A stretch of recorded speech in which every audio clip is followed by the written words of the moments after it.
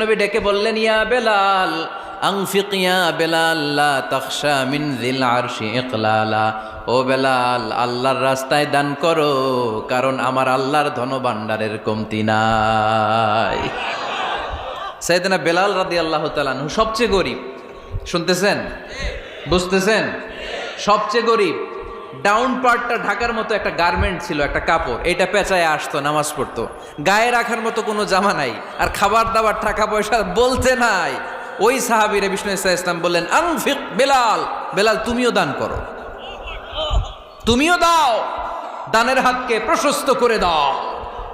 আনফিক ইবনা আদম উনফিক আলাইক, হে বানি আদম দাও, দিলে আমি তোমারে দেব। কেজির এটা হুজুরে দিয়ে দিলাম, এরপরে কেউ আমার 20 কেজি দিলে ওইটা ধরবো, ওইটা আবার আরেকজনরে দিব, এরপরে আরেকজন 30 কেজি দিলে ওইটারে ধরবো। কথা বলেন, কথা বলেন, কথা বলেন। এজন্য আল্লাহ বললেন